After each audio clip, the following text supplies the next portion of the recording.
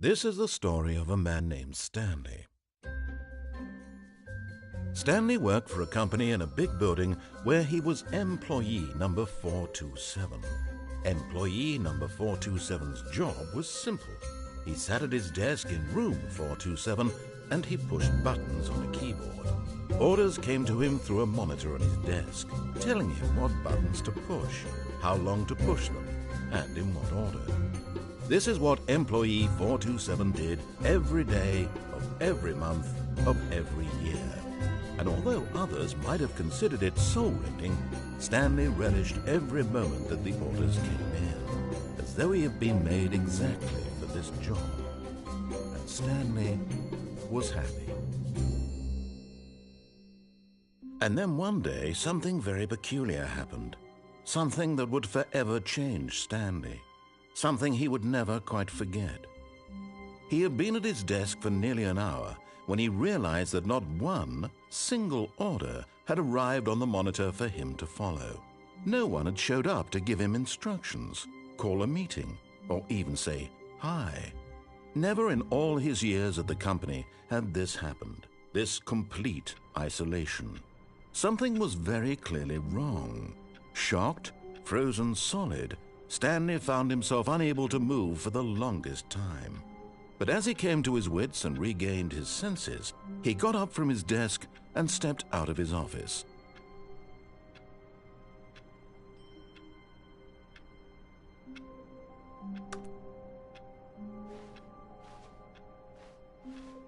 All of his co-workers were gone. What could it mean? Stanley decided to go to the meeting room. Perhaps he had simply missed a memo.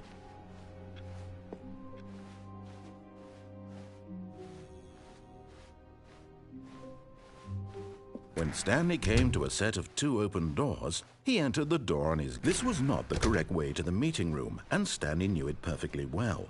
Perhaps he wanted to stop by the employee lounge first, just to admire it.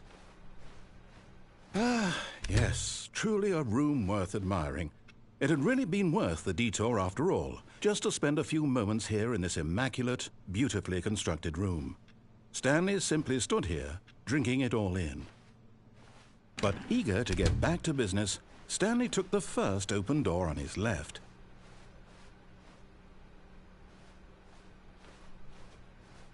Stanley was so bad at following directions, it's incredible he wasn't fired years ago.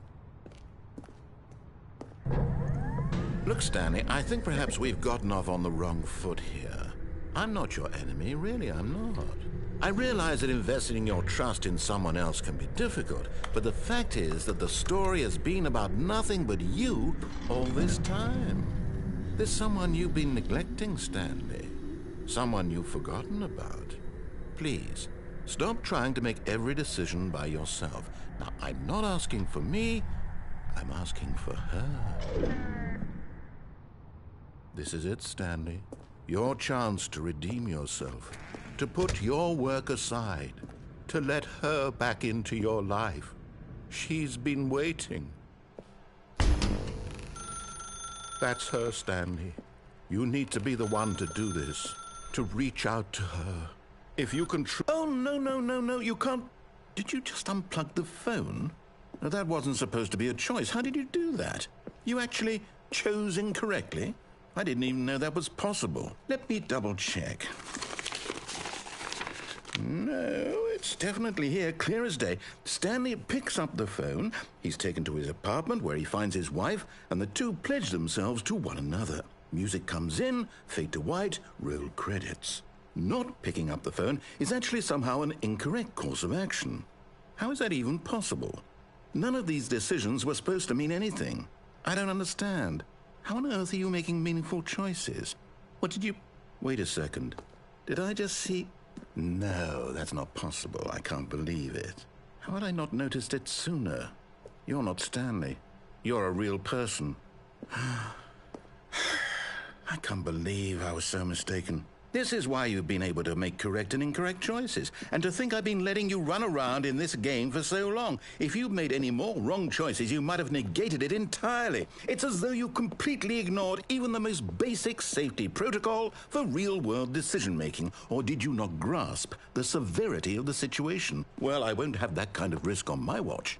I'm going to stop the game for a moment so we can educate you properly on safe decision-making in the real world. Please observe this helpful instructional video. Choice. It's the best part of being a real person, but if used incorrectly can also be the most dangerous. For example, in this scenario, a hypothetical real person named Rupert has a choice. He could invent a machine that eliminates food shortages across the world to make life better for all people. Or he could spend years of hard work forgetting how to read. Which choice would you make? Remember that unlike here, the real world makes sense, and at no time should you make a choice that does not conform to rational logic. If you find yourself speaking with a person who does not make sense, in all likelihood, that person is not real. Allow the person to finish their thought, then provide an excuse why you cannot continue talking. Turn to a partner and practice saying, "My goodness, is it 4:30? I'm supposed to be having a back, sack, and crack." Excellent. Making choices on a regular basis is the best part to a healthy decision-making process. Most medical professionals recommend making at least 8 choices per day. Do you make more than 8? Less? And finally, if you begin to wonder if your choices are actually meaningful and whether you'll ever make a significant contribution to the world, just remember that in the vast infiniteness of space, your thoughts and problems are materially insignificant, and the feeling should subside. At this time, your instructor will guide you in an exercise to test and reinforce the material covered in this video. Welcome back. You may have noticed that this room has begun to deteriorate as a result of narrative contradiction. But not to worry. Now that you're properly informed on good decision-making, we're going to revisit a choice you made just a few minutes ago and see what the correct thing to do would have been. This way, please.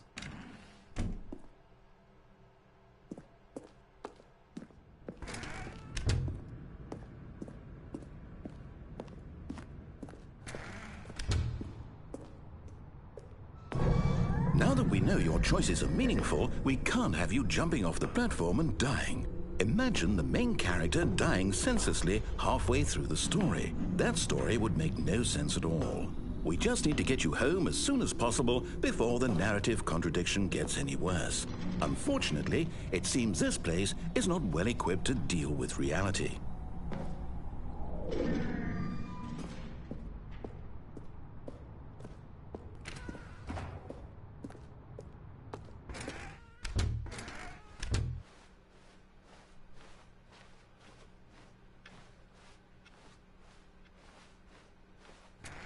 Almost there. You'll take the door on the left, back to the correct ending, the story will have resolution once again, and you'll be home free in the real world.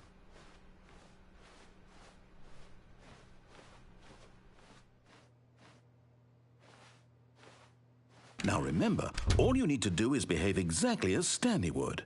That means choosing responsibly and always putting the story first. I'm quite sure you'll be up to the task. Just follow my lead and you'll be fine. All right. When Stanley came to a set of 2 open doors, he entered the door on his left.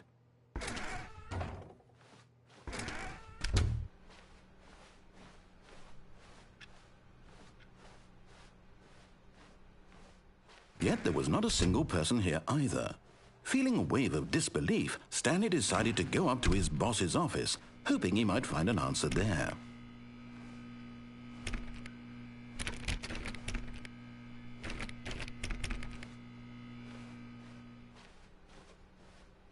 Coming to a staircase, Stanley walked upstairs to his boss's office.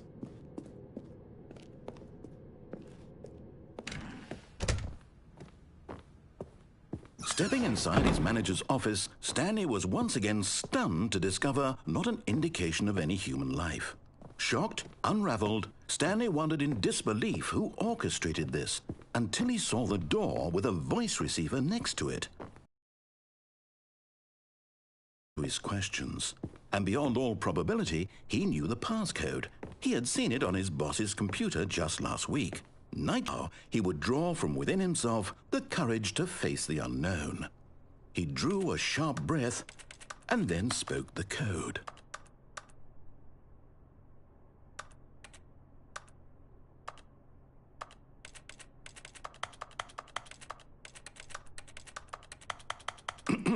Stanley spoke the code. Night Shark 115. He spoke it into the receiver, right there on the wall.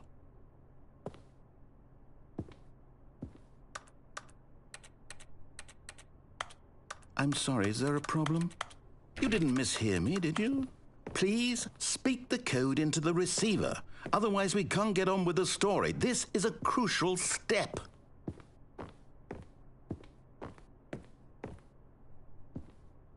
Okay, fine, you're not going to do it, but you know what? It's pretty humiliating to bring you this far, only for you to suddenly decide you have better things to do. I asked you for this one single thing, for your respect. The kind of respect Stanley shows for his choices. He knows what it means to take a story seriously.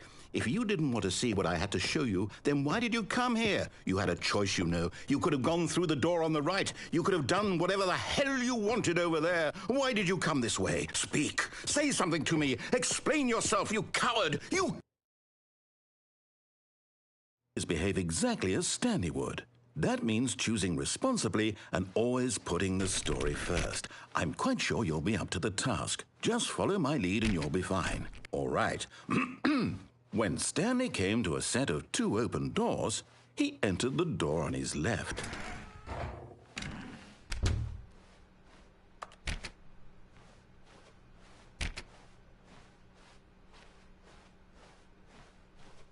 Yet there was not a single person here either. Feeling a wave of disbelief, behave exactly as Stanley would. That means choosing responsibly and always putting the story first. I'm quite sure you'll be up to the task. Just follow my lead and you'll be fine. All right. When Stanley came to a set of 2 open doors, he entered the door on his left. No! Why did you do that? Quickly, hurry back in the other direction. Perhaps we're not too late.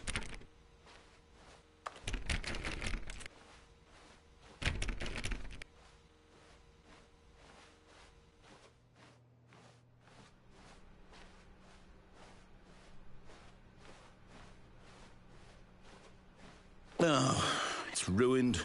I can't believe, after everything we talked about, that my story, you've destroyed my work. Why? For what? What did you get out of that? What did you think was so special about seeing the game undone, left here like so much garbage? It's worthless now. And what am I supposed to do? Even if there were a way to continue, would it be worth it? To know that my story is now incorrect? How can I go back to that?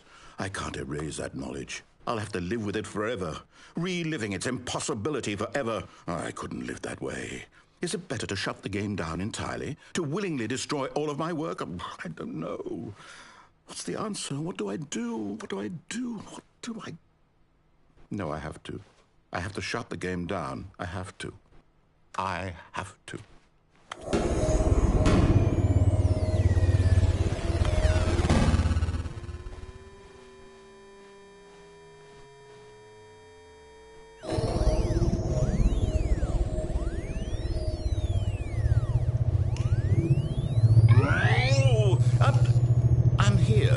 I'm still here in this pile of rubbish, with you who thought you were so clever.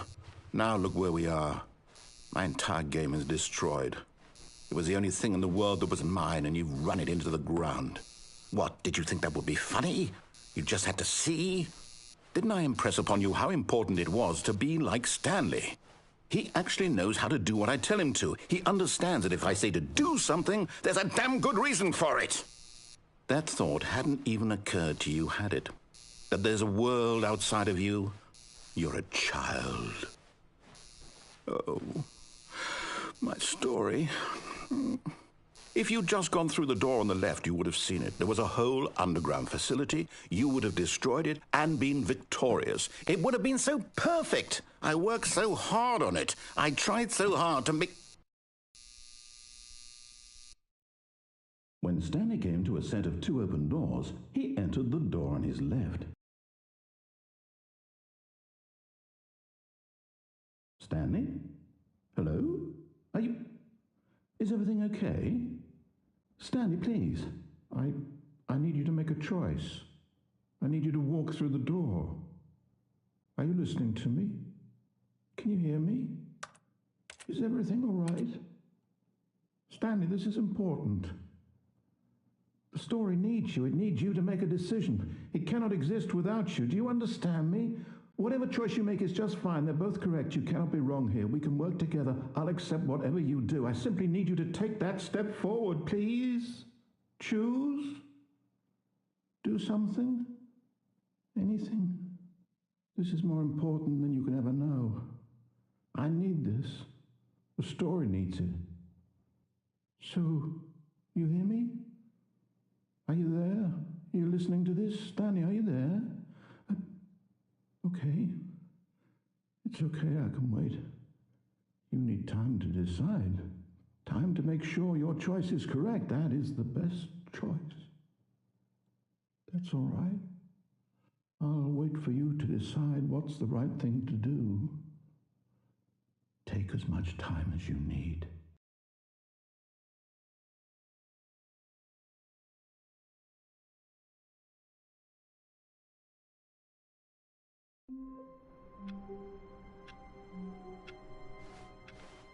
All of his co-workers were gone. What could it mean? Stanley decided to go to the meeting room. Perhaps he had simply missed a memo. Oh, good. You noticed my sign. Yes, I have something very exciting to show you.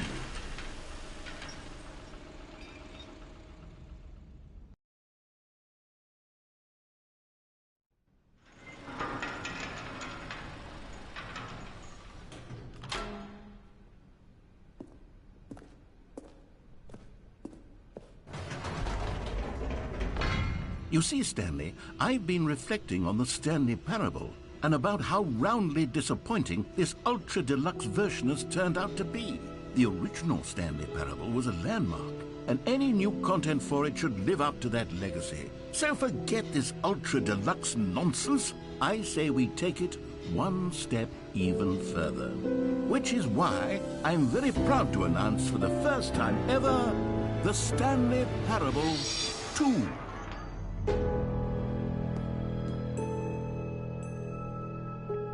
Yes, you see, isn't this far superior to a measly port with a few minor additions? Think of all the new territory we'll cover with a fully fledged sequel. An entirely new experience, built from the ground up. Why, there are so many possibilities. It could go in so many different directions.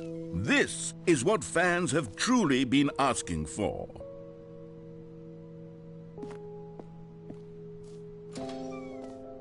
Now, to be clear, I haven't quite nailed down what exactly the Stanley Parable 2 is going to be, but let's take a look at some of the features I've been developing for it. I figure that if I can loosely organize a handful of interesting concepts, that surely the game will sort of naturally spring up around them. It'll all work itself out. Game development is much more of a fuzzy magic than anything scientific or logical, really.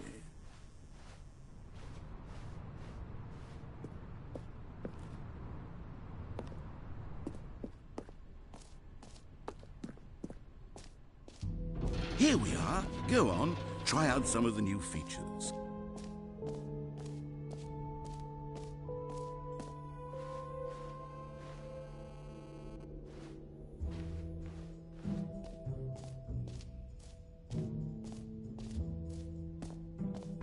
For the Stanley Parable 2, I asked myself, what do players really want? And of course, the first and most obvious answer is that they want to be individually recognized and validated as people. So with that in mind, my first... Sorry, I should have clarified. Right now, the button only says the name Jim. But of course, in the final game, this button will say your name, whatever name that is. Here, let's have you role-play as Jim to really simulate the full experience of this feature. Just play along. I promise you'll love it. Okay, here we go. Let's take a deep breath, clear your mind, forget whoever you are, and simply become a person named Jim. I want you to imagine yourself living as Jim, sleeping and waking as Jim, falling in love and being heartbroken as Jim, seizing all of the world's possibilities as Jim, and as Jim watching your dreams crumble into dust. Do you feel it deeply? Are you really, truly Jim right now? If so, then please step forward and press the button. Jim. Yes! You see? What a thrill! What a rush! That was you! The button described you. Do it again. Do it again.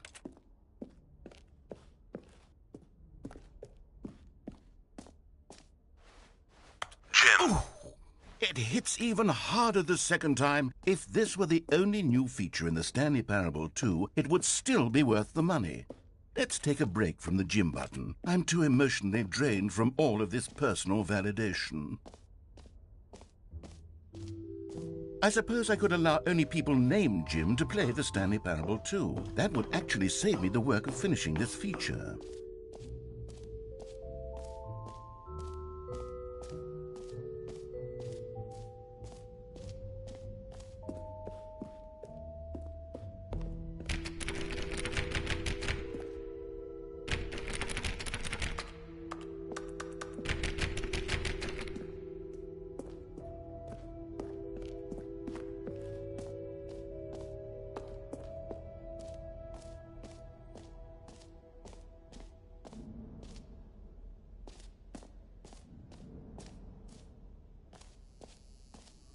Now, here's something special. You remember that broken test trophy that got left in the game on accident?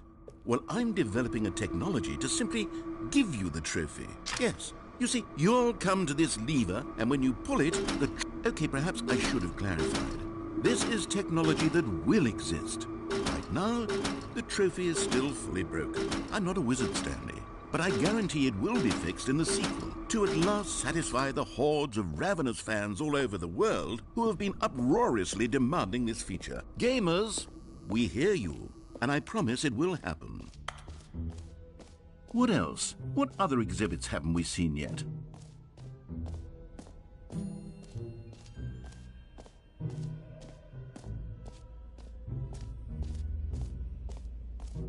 Stanley, here's an idea that I'm truly fond of. It's never been done before in a video game.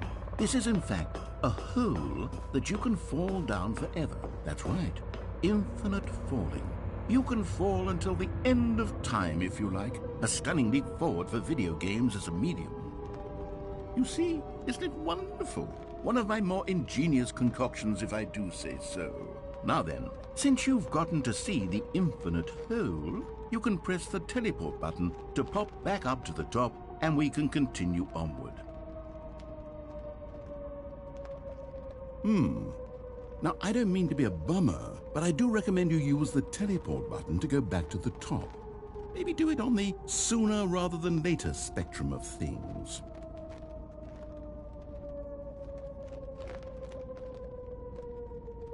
Okay, Stanley, I don't know quite how to say this tactfully, but it's possible that I slightly exaggerated the infinite nature of the hole. Is it a very, very deep hole? To be certain it is. It's an extremely deep hole. I don't want anyone to say that it isn't an astonishingly deep hole. It is. Is it infinite? Well, that sort of depends on your definition of infinity. From one perspective, the infinite is merely philosophical in nature. It's more of a... Okay, well, good for you. You found the bottom of the hole. You found me out, Stanley. I'm a liar and a cheat, and you're so clever. Look, I think the issue here is just that you're unusually fascinated by falling. What normal person actually wants to fall infinitely? I figured the hole was as deep as anyone would actually need. Don't you put this on me. Maybe you're the problem. Look, things got a little heated there. I think we both said some things we didn't mean. Why don't we